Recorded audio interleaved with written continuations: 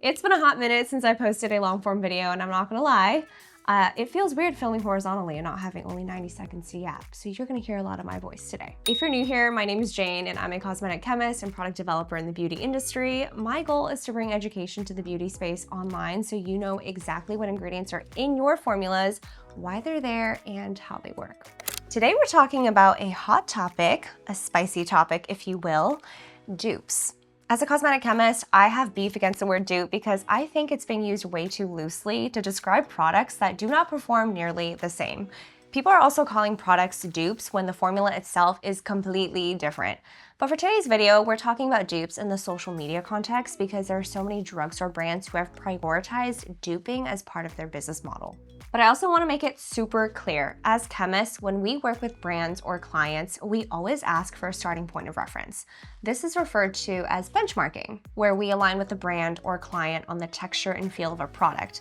Because there are so many adjectives to describe the feeling of a product, giving a chemist a physical benchmark helps tremendously throughout the formulation process. And believe it or not, there are many products out there that take inspiration from an existing product, and you probably would have no idea. There's a recent launch that I actually wanted to call out, and I can't even take credit for noticing this because my amazing friend and formulator pointed it out. But Bath & Body Works recently launched a collection with Hilary Duff. In that collection, they had a body cream. Now, without a trained eye, you might not have been able to spot this, but this uses almost an identical base to the iconic Sol De Janeiro Boom Boom Cream. No one pointed them out as dupes because the formula does feel different enough and the packaging is not similar at all. But what Bath & Body Works most likely did was use the Sol De Janeiro Boom Boom Cream as a benchmark, changed out some emollients for something cheaper, and used a cheaper fragrance. I say this because brands benchmark other brands all the time, but it's the brands that can do it even better than the original that stand out. All right, back to dupes. To me, dupes fall into two, maybe three different categories. In one category, the formulation is kind of similar. You can tell a brand tried to make a formula cheaper by swapping out certain expensive emollients or removing expensive actives. There's certain emollients that we use to help the texture or the slip of the formula that can be more pricey. And actives refer to the ingredients that are supposed to provide a benefit to the skin. So like niacinamide for brightening, hyaluronic acid for hydration, and peptides, etc. Actives are a big cost contributor to a formula, so removing them definitely makes it cheaper. The second category of dupes are what I like to call dupes by visual cues. This means a brand copied the packaging or used a similar font on the bottle to tell the consumer what product they are trying to copy. This happens very often. Although this isn't a new thing in the beauty industry, since Makeup Revolution has been doing this for years, I feel like it's only gotten more bold and in your face in recent years. I also feel like social media really accelerated that culture because the videos that compare a product to its dupe always performs well because people love a cheaper alternative and some drama. And of course, you have brands that kind of fall into both categories. It's hard to do, but it's been done many times. But I'm not here to stir the pot with any brand. I just want to give you guys some intel on how certain products can be made cheaper. I want to compare a few popular dupes on the market and break down the ingredient list so you can maybe get a little thought process behind whoever was formulating the cheaper alternative. Obviously, these are my educated guesses, so if you're a chemist out there that wants to provide input, I would also love that. First up, we have the Charlotte Tilbury Flawless Filter and the MCO dupe. I feel like when MCO dropped this, my jaw was on the floor because it was almost an exact copy and paste. Charlotte Tilbury is $50, while MCO is $15. Quite a price difference. From the outside, Charlotte Tilbury does have a unicarton, which contributes to the overall price, but the primary component is quite similar. They both have the brand name debossed into the cap, which is a pricey detail.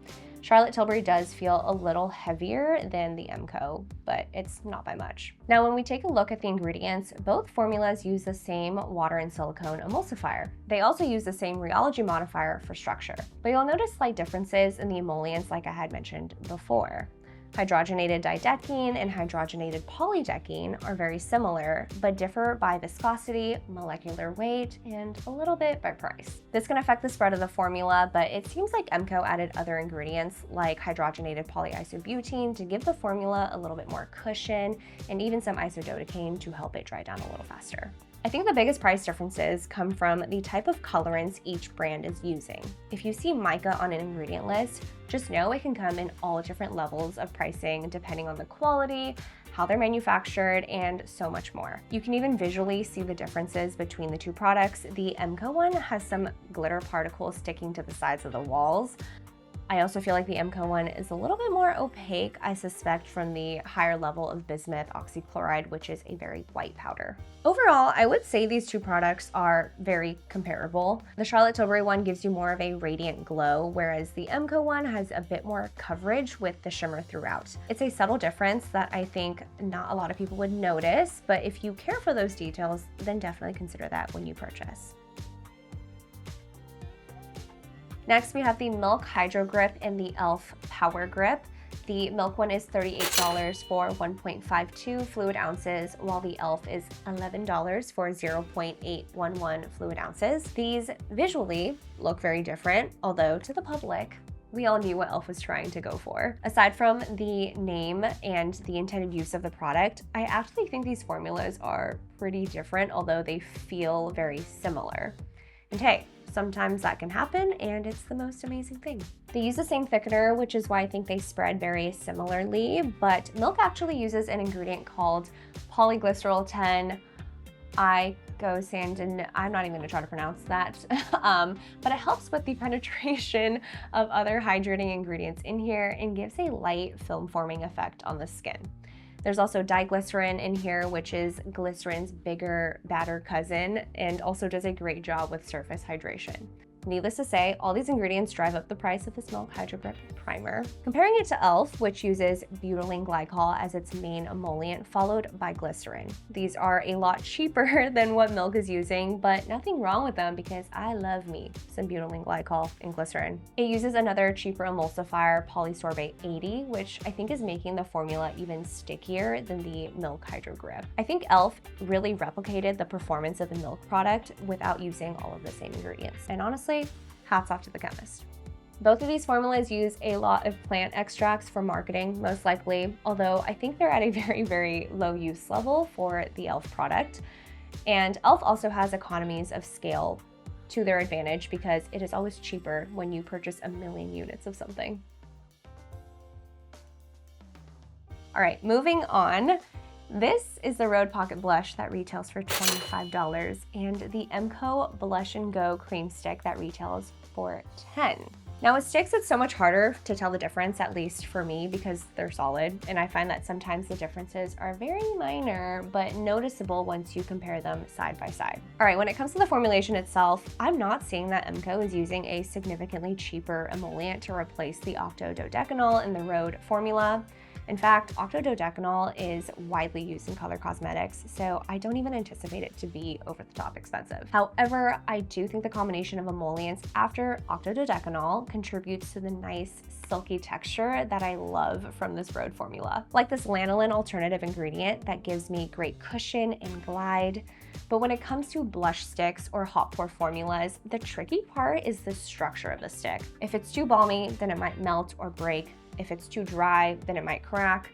So it's finding that perfect structuring agent versus plasticizer ingredient versus emollient versus powder ratio to make a great formula. And what I think is contributing to the cost differences here are the structuring agents and the powders. Rhode is using a more sophisticated powder combination, I guess you could say, and maybe a higher pigment load that could drive up the price. The Rhode one does deposit a much smoother layer of color, but if you're on a budget, MCO isn't bad at all.